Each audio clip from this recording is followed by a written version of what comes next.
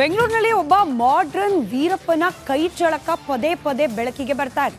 ಕಳ್ಳತನ ಮಾಡೋದು, ಕಾಡಿನಲ್ಲಿ ವಾಸ್ತವ್ಯ ಹೂಡೋದು ಈತನ ಸ್ಟೈಲ್.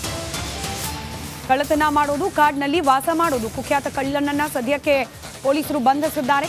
ಗಿರಿನಗರ ಪೊಲೀಸರಿಂದ ನರಸಿಂಹ ರೆಡ್ಡಿ ಎಂಬಾತನನ್ನ ಬಂಧನ ಮಾಡಲಾಗಿದೆ. 2 ಕಾಡುಗಳನ್ನ ವಾಸಸ್ಥಾನ ಮಾಡಿಕೊಂಡಿದ್ದ ಈ ಕಳ್ಳ ಗುಡೇಮಾರನಹಳ್ಳಿ ಹಾಗೆ ಕೃಷ್ಣಗಿರಿಯ ಅರಣ್ಯದಲ್ಲಿ ಈತ ವಾಸ ಮಾಡ್ತಾ ಇದ್ದ. ಇನ್ನು ನರಸಿಂಹ ಅವರಿಂದ 70 ಲಕ್ಷ ಮೌಲ್ಯದ ಚಿನ್ನಾಭರಣವನ್ನ ಸೀಸ್ ಮಾಡಲಾಗಿದೆ.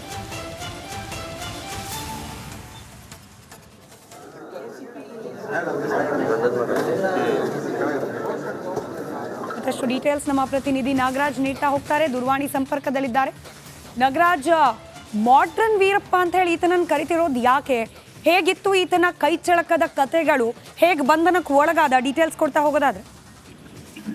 ಸ್ಮಿತಾ, ಏನು ಗಿರಿನಗರ ಪೊಲೀಸ್ ಠಾಣಾ ವ್ಯಾಪ್ತಿಯಲ್ಲಿ ಇತ್ತೀಚೆಗೆ ಮನೆಗಳ್ಳತನ ಪ್ರಕರಣಗಳು ಜಾಸ್ತಿ ಆಗ್ತಾ ಇದ್ವು. ಇದರಲ್ಲಿ ನೋಡಿದಾಗ ಈ ಹಿಂದೆ ಬೆಂಗಳೂರಿನ ವಿವಿಧ ಪೊಲೀಸ್ ಠಾಣಾ ವ್ಯಾಪ್ತಿಯಲ್ಲಿ ಕಳ್ಳತನ ಮಾಡಿದಂತ ನರಸಿಂಹ ರೆಡ್ಡಿ ಅನ್ನೋ ವ್ಯಕ್ತಿ ಏನು ನೆಲಮಂಗಲ ಬಳಿ ಒಂದು ಊರಿನಿಂದ ಬಂದು ಇಲ್ಲಿ ಸಾಕಷ್ಟು ಬಾರಿ ಕಳ್ಳತನ ಮಾಡ್ತಾ ಇರೋದು ಪತ್ತೆ ಆಗ್ತದೆ. ಆತನ ಬೆನ್ನು ಹತ್ತಿ ಹೋದಂತ ಗಿರಿನಗರ ಪೊಲೀಸರು ಆತನನ್ನ ಏನು ನೆಲಮಂಗಲ ಹತ್ರ ಇರ್ತಕ್ಕಂಥ ಗುಡೇಮಾರನಹಳ್ಳಿ ಕಾಡಿನಲ್ಲಿ ಅರೆಸ್ಟ್ ಮಾಡೋದು, ಅದನ್ನ ಬಂಧಿಸಿ ಕರ್ಕೊಂಡು ಬಂದ ಮೇಲೆ ಸಾಕಷ್ಟು ವಿಚಾರಗಳು ಗೊತ್ತಾಗ್ತವೆ. ಅದರಲ್ಲಿ ಪ್ರಮುಖವಾಗಿ ಏನು ನಾಡಲ್ಲಿ ಕಳ್ಳತನಗಳನ್ನ ಮಾಡಿದ ಬಳಿಕ ಆ ಒಂದು ಚಿನ್ನ ಮತ್ತೆ ನಗದನ್ನ ತೆಗೆದುಕೊಂಡು ಕಾಡಿಗೆ ಹೋಗ್ತಾ ಇದ್ದ. ಒಂದು ಗುಡೇಮಾರನಹಳ್ಳಿ ಕಾಡಿಗೆ ಹೋಗ್ತಾ ಇದ್ರೆ, ಮತ್ತೊಂದ್ ಕಡೆ ಕೃಷ್ಣಗಿರಿ ಕಾಡ್ ಕಡೆ ಹೋಗ್ತಾ ಇದ್ದ.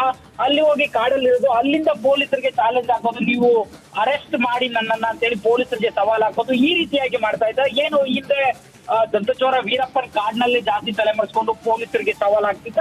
ಈತ ಮನೆಗಳ್ಳತನ ಮಾಡಿದ್ರು ಸಹ ಪೊಲೀಸರಿಗೆ ಸವಾಲ್ ಹಾಕಿ ಪೊಲೀಸರಿಗೆ ತಪ್ಪಿಸ್ಕೊಂಡು ಓಡಾಡ್ತಾ ಇದ್ದ. ಈತನನ್ನು ಬಂಧಿಸಿ ಸದ್ಯ 1 ಕೆಜಿಗೂ ಅಧಿಕ ಚಿನ್ನವನ್ನು ವಶಪಡಿಸಿಕೊಂಡಿರೋದು ಒಂದ್ ಕಡೆ ಆದ್ರೆ, 60ಕ್ಕೂ ಹೆಚ್ಚು ಪ್ರಕರಣಗಳು ಈತನ ಬಂಧನದಿಂದ ಬೆಳಕಿಗೆ ಬಂದಿರ್ತಕ್ಕಂಥದ್ದು. ಸದ್ಯಕ್ಕೆ ಪೊಲೀಸರು ಒಂದು ಹೆಚ್ಚಿನ ತನಿಖೆಯನ್ನ ಮುಂದುವರಿಸಿರ್ತಕ್ಕಂಥದ್ದು. ಸ್ಮಿತಾ, ಧನ್ಯವಾದ ನಾಗರಾಜ್ ಮಾಹಿತಿಗಾಗಿ.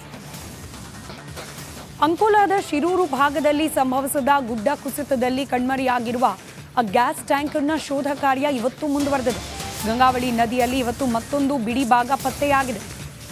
ಅಂಕೋಲಾದ ಶಿರೂರು ಬಳಿಯಲ್ಲಿ ಸಂಭವಿಸಿದ ಗುಡ್ಡ ಕುಸಿತ ದುರಂತ. ಗಂಗಾವಳಿ ನದಿಯಲ್ಲಿ ಶೋಧ ಕಾರ್ಯಾಚರಣೆ ಮುಂದುವರೆದಿದೆ.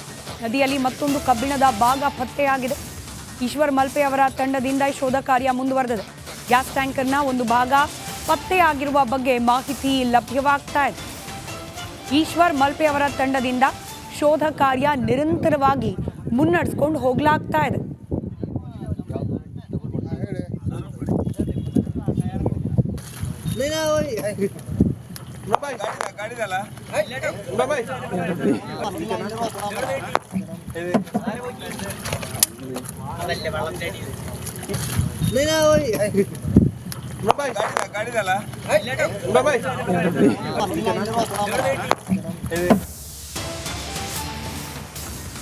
ಗಂಗಾವಳಿ ನದಿಯಲ್ಲಿ ಚುರುಕಿನ ಕಾರ್ಯಾಚರಣೆ ನಡೀತಾ ಇದೆ. ನದಿಯಲ್ಲಿ ಬಿದ್ದಿರುವ ಆಲದ ಮರವನ್ನ ಎತ್ತೋಕೆ ಪ್ಲಾನ್ ಮಾಡಲಾಗಿದೆ. ಕಾರ್ಯಾಚರಣೆ ಸ್ಥಳಕ್ಕೆ ಇದೀಗ ಹಗ್ಗ, ಕ್ರೇನ್ ಎಲ್ಲವನ್ನ ತರಿಸಿಕೊಳ್ಳಲಾಗಿದೆ. ಮರವನ್ನ ಹುಡುಕಿ ಹಗ್ಗ ಕಟ್ಟೋಕೆ ಇದೀಗ ಮುಳುಗು ತಜ್ಞರು ಮುಂದಾಗ್ತಿದ್ದಾರೆ.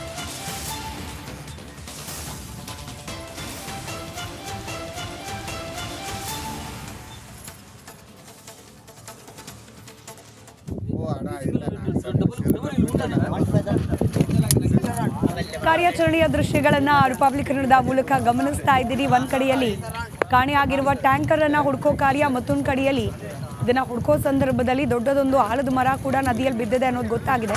ಈಗ ಅದನ್ನ ಮೇಲಕ್ಕೆತ್ತುವ ಕಾರ್ಯವನ್ನ ಕೂಡ ಮಾಡಲಾಗ್ತಾ ಇದೆ. ಅದಕ್ಕಾಗಿ ಹಗ್ಗ ಹಾಗೆ ಇತ್ಯಾದಿ ಉಪಕರಣಗಳನ್ನ ಕೂಡ ಸ್ಥಳಕ್ಕೆ ತರಲಾಗಿದೆ.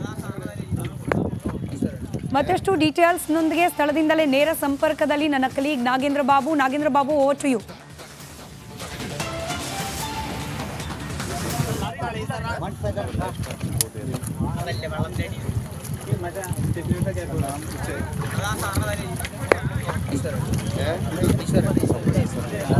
Thank you Smita. ನೋಡಿ, ಇವತ್ತು ಶಿರೂರು ಗುಡ್ಡ ಕುಸಿತ ಆಗಿ ಸಾಕಷ್ಟು ದಿನಗಳಾಗಿದೆ.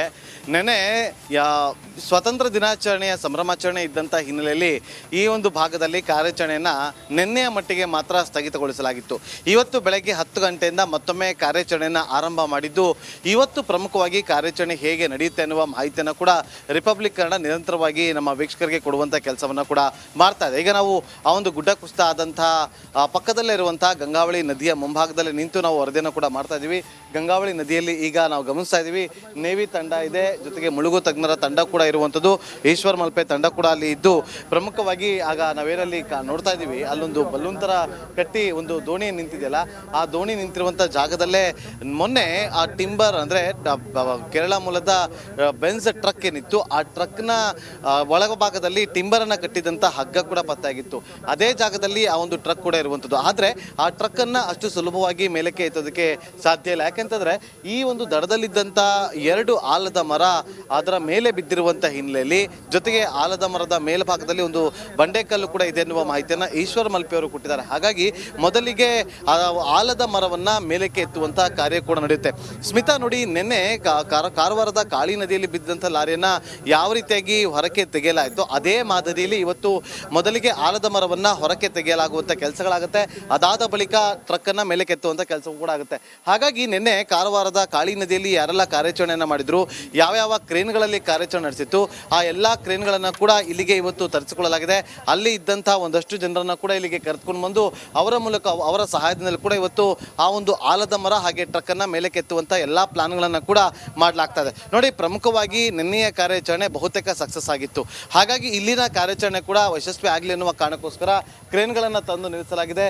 ಜೊತೆಗೆ ಅಗ್ನಿಶಾಮಕ ದಳ ಸಿಬ್ಬಂದಿಗಳಿದ್ದಾರೆ, NDRF ಅವರಿದ್ದಾರೆ, SDRF ಅವರಿದ್ದಾರೆ, ನೇವಿ ತಂಡ ಇದೆ, ಈಶ್ವರ್ ಮಲ್ಪೆ ತಂಡ ಕೂಡ ಇದ್ದು ನದಿಯ ಒಳಭಾಗಕ್ಕೆ ಹೋಗಿ, ನೋಡಿ ಅಲ್ಲಿ ಆ ಜಾಗದಲ್ಲಿ ನಾವೀಗ ಗಮನಿಸ್ತಾ ಇದ್ದೀವಿ ಯಾವ ರೀತಿಯಾಗಿ ಈಶ್ವರ್ ಮಲ್ಪೆ ತಂಡ ಕಬ್ಬಿಣದ ಹುಕ್ಗಳನ್ನು ತೆಗೆದುಕೊಂಡು ಹೋಗಿ, ಕಬ್ಬಿಣದ ರೋಪ್ಗಳನ್ನು ತೆಗೆದುಕೊಂಡು ಹೋಗಿ ಆಲದ ಮರಕ್ಕೆ ಕಟ್ಟಿ ಹಾಕುವಂಥ ಕೆಲಸವನ್ನು ಮಾಡ್ತಾರೆ. ಆ ಬಳಿಕ ಅದನ್ನು ಮೇಲಕ್ಕೆ ಇಳಿಯುವಂಥ ಕೆಲಸಗಳು ಕೂಡ ಆಗುತ್ತೆ. ಸ್ಮಿತಾ, ನೋಡಿ, ಈಗ ಸ್ಮಿತಾ ನಾವು ಗಮನಿಸ್ತಾ ಇದ್ದೀವಿ ಗಂಗಾವಳಿ ನದಿ ಆರಂಭದ ದಿನದಲ್ಲಿ ಅಂದರೆ ಗುಡ್ಡ ಕುಸಿತ ಆದಂಥ ಸಂದರ್ಭದಲ್ಲಿ ಯಾವ ಸ್ಪೀಡ್ ಇತ್ತು, ಆದರೆ ಈಗ ತಟಸ್ಥವಾಗಿರುವಂಥ ಹಿನ್ನೆಲೆಯಲ್ಲಿ, ಜೊತೆಗೆ ಆ ನದಿಯ ಮಧ್ಯಭಾಗದಲ್ಲಿ ಬಿದ್ದಿರುವಂಥ ಗುಡ್ಡವನ್ನು ಕೂಡ ನಾವು ಗಮನಿಸ್ಬೋದು. ಇದರ ಜೊತೆಗೆ ಮತ್ತೊಂದು ಭಾಗದಲ್ಲಿ ಕೂಡ ಅಂದರೆ 2 ಆಲದ ಮರ ಏನಿತ್ತು, ಆ ಆಲದ ಮರ ಕೂಡ ಎಲ್ಲೊಂದು ಕಡೆ ಆರಂಭದ ದಿನಗಳಲ್ಲಿ ಕಾರ್ಯಾಚರಣೆಗೆ ಅಡಚಣೆ ಆಗ್ತಾ ಇತ್ತು.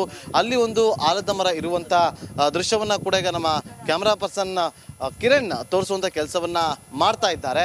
ಆ ಆಲದ ಮರದಂತೆ ದೊಡ್ಡದಾದಂಥ ಬೃಹದಾಕಾರದ ಆಲದ ಮರ, ಬಹಳ ವರ್ಷಗಳ ಹಳೆಯದಾದಂಥ ಆಲದ ಮರ ಈಗ ಆ ಒಂದು ಟ್ರಕ್ನ ಮೇಲೆ ಬಿದ್ದಿದೆ. ಆ ಒಂದು ಆಲದ ಮರವನ್ನು ಮೇಲಕ್ಕೆ ಎಳೆಯುವಂಥ ಕೆಲಸವನ್ನು ಮಾಡ್ತಾರೆ. ಅದಾದ ಬಳಿಕ ಟ್ರಕ್ಕನ್ನು ಕೂಡ ಇಡ್ತಾರೆ. ನೋಡಿ, ಮೊದಲ ಅಂದರೆ ಈ ಒಂದು ಕಾರ್ಯಾಚರಣೆಗೆ ತಾತ್ಕಾಲಿಕವಾಗಿ ಸ್ಥಗಿತಗೊಳಿಸಿ ಸೋಮವಾರ ಮತ್ತೆ ಕಾರ್ಯಾಚರಣೆ ಆರಂಭ ಮಾಡಿದಂಥ ಸಂದರ್ಭದಲ್ಲಿ ಈಶ್ವರ್ ಮಲ್ಪೆ ತಂಡ ಇಲ್ಲಿಗೆ ಬಂದು ಒಳಭಾಗಕ್ಕೆ ಹೋಗಿ ಅಲ್ಲಿ ತೆಗೆಯುವಂಥ ಕೆಲಸವನ್ನು ಮಾಡಿದಾಗ, ಅಲ್ಲಿ ಹುಡುಕಾಡುವಂಥ ಕೆಲಸವನ್ನು ಮಾಡಿದಾಗ ಪ್ರಮುಖವಾಗಿ ಅವರಿಗೆ ಆ ಲಾರಿಗೆ ಬಳಕೆ ಮಾಡ್ತಾ ಇದ್ದಂಥ ಜಾಕ್ ಕೂಡ ಪತ್ತೆಯಾಗಿತ್ತು. ಇವತ್ತು ಕೂಡ ಒಂದು ಮೆಟಲ್ ಮಾದರಿಯ ಒಂದು ವಸ್ತು ಕೂಡ ಪತ್ತೆ ಆಗಿದೆ ಅನ್ನುವ ಮಾಹಿತಿ ಕೂಡ ರಿಪಬ್ಲಿಕ್ ಕನ್ನಡಕ್ಕೆ ಲಭ್ಯವಾಗಿದೆ.